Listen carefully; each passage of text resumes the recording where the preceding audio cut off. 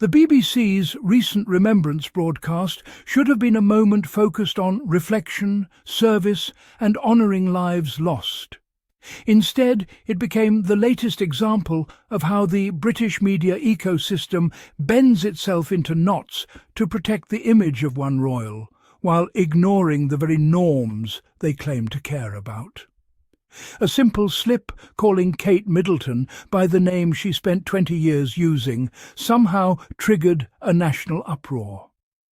Within hours, the BBC issued a public apology, updated the segment, and insisted that the proper name is Catherine, Princess of Wales.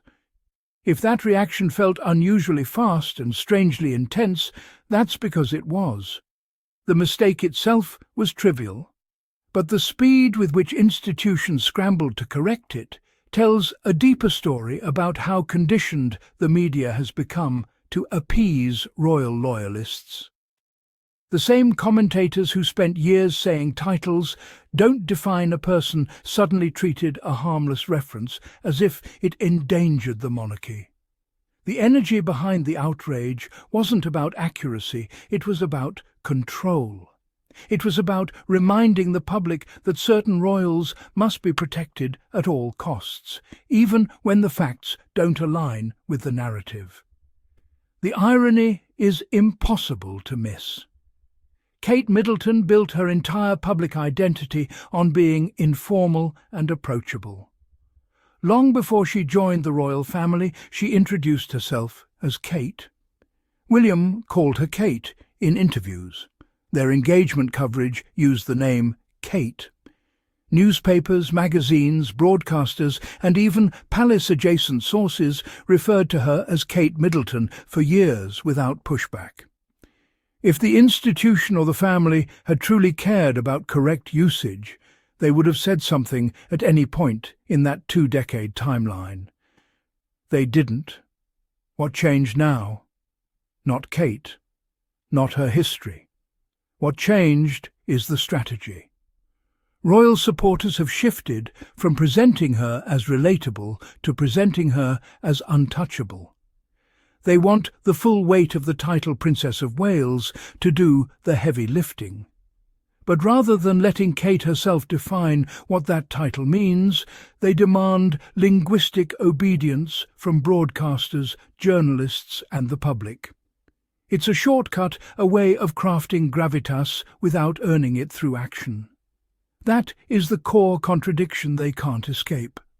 A title gains meaning through the person carrying it. Diana shaped the role through tireless work and empathy. Camilla held the title legally, but stepped back from using it out of respect. Kate, meanwhile, has not articulated how she sees the position, what she intends to do with it, or how she wants to be introduced. Yet her supporters expect the world to read her mind, or worse, read their minds and comply instantly. The most striking part of this controversy is how avoidable it was. Kate has been asked directly how she prefers to be addressed. In an early interview, when someone brought up the different names people use for her, Kate, Catherine, she simply laughed and said she answers to anything. Hello. That's okay. Yeah. I'm most fine with that. Yeah. Now, Kate, if you don't mind me asking, I heard a podcast with Harry recently, and he refers to you as William and Kath, and that really confused me because everyone else calls you Kate. All the press call you Kate. So is this a thing that is just in the family? Yeah, I do. I'm not sure actually. Yeah. I'm not that familiar with it, I have to say, back home, but I'll answer to most things. That wasn't a palace-vetted line. It was her being casual, herself, and honest. If she wanted to correct the record, that was the perfect moment to do so. She didn't. She never has. So now the public is expected to rewrite 20 years of habit and pretend she never embraced the name Kate Middleton. But if she truly wants the world to use Princess Catherine, she has every opportunity to say it clearly. She has televised speeches, interviews, events, and public appearances. She could express that preference in minutes. Meghan Sussex did exactly that. She stated her name herself, she explained it, she made her preference known, and then she left it to the world to adjust organically. She didn't demand corrections, she didn't pressure networks, she didn't send supporters after broadcasters for getting it wrong, she simply communicated and moved on. But the standards are always different depending on which woman we're talking about. Meghan's clarity was mocked and dismissed. The same people who ridiculed her for speaking for herself are now furious that Kate hasn't been spoken for enough.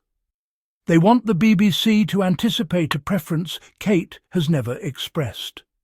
They want commentators to treat her public identity as sacred, even though she spent years shaping it herself through informality and relatability. And yet, this isn't really about names at all. It's about maintaining a hierarchy of importance, a hierarchy where Kate must be defended endlessly, while Meghan must be criticised endlessly. It's about keeping a system in place where one woman is framed as effortlessly perfect, while another is framed as a problem, even when she's simply asserting basic personal agency. The selective outrage becomes even clearer when looking at past royal naming conventions. Camilla legally held the title Princess of Wales for 17 years before William married. Not once did broadcasters, newspapers or Kensington Palace demand she be addressed by that title. The media deliberately avoided it out of sensitivity to Diana's memory. No campaigns, no corrections, no large-scale anger, no desperate push for protocol. Compare that to now, where even a harmless reference to Kate Middleton creates a media storm big enough to force a BBC apology. That contrast exposes just how manufactured the current outrage is. The institution didn't suddenly discover protocol. It discovered convenience. The title is being used not as a reflection of Kate's work, but as a shield, a way to divert attention from deeper questions, a way to focus the public on language instead of substance. If conversations are about what she's called, then conversations don't have to be about what she actually does. It's a clever tactic, but also a transparent one. The BBC's apology is even stranger when placed in the wider context of that week's news cycle. Donald Trump had just forced the BBC into another rapid-fire apology over a completely separate legal dispute. The network corrected itself under pressure, but the case is still ongoing. There's no settlement, no final ruling, no resolution. But the optics mattered. The institution showed that it could snap into defensive mode when pushed. Kate's situation fell into that same pattern. There's no legal issue, no compensation, no rights violation. But the BBC reacted as though they owed her something massive. Why?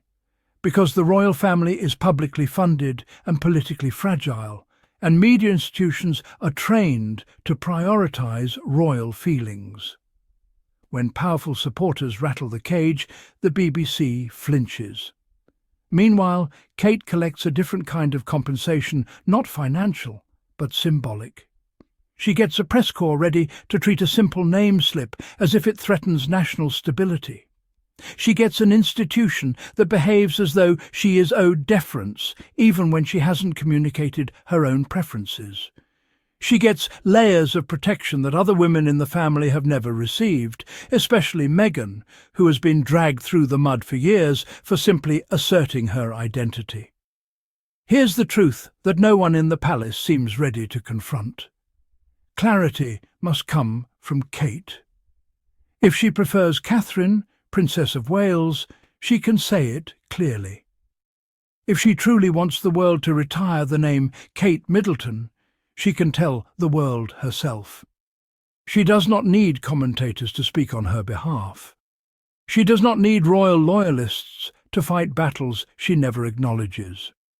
She does not need broadcasters to guess what she wants. Until she uses her own voice, every uproar over this issue will continue to look engineered. Manufactured outrage meant to distract from a role she has yet to define, in her own words. Titles do not create authority. Work does, presence does, purpose does. Diana transformed the Princess of Wales title through relentless effort and groundbreaking compassion. Camilla stepped back from using it to avoid overshadowing that legacy. Kate, by contrast, has remained silent about what she wants the title to represent. And when someone is silent, the public fills the gap with the history they already know. That history still includes the name Kate Middleton. The attempt to erase that name overnight is not only unrealistic, it is unnecessary. People adapt when they are given the opportunity and the reason. Meghan provided both, Kate has provided neither. And yet broadcasters are being punished for doing what the palace itself encouraged for years. If the public is expected to honour the Princess of Wales title with seriousness, then the Princess of Wales herself must show seriousness in shaping what that title means. Not through ambiguity, not through surrogates, not through outrage campaigns, but through honest communication and consistent presence. This entire episode serves as a reminder of how differently Meghan and Kate are treated, not because of what they do, but because of who the media wants them to be. One is allowed her voice. The other is shielded from ever having to use hers. And ultimately, that protects the institution far more than it empowers the woman behind the title. When the noise fades, the core point remains crystal clear.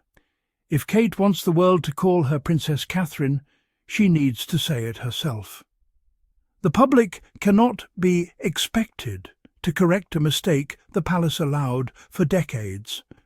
The BBC should not be forced into apologising for using a name Kate openly responded to for most of her adult life. And the media cannot continue pretending that protocol is sacred only when it benefits one side of the family. Until Kate claims her identity with her own voice, this conversation will continue circling around the same contradiction. A title means nothing unless the person carrying it fills it with purpose. Meghan understood that. Diana understood that. Camilla understood that. The only person who hasn't expressed how she views her own title is the one at the centre of this manufactured storm. And until she does, no amount of media policing will change the reality. A name only sticks when the person behind it claims it boldly, publicly, and authentically. The BBC apologised, but the question remains unanswered. What does Kate want to be called, and why hasn't she said it herself? Until that answer comes from her, the uproar will continue to reveal more about the institution than about the woman herself.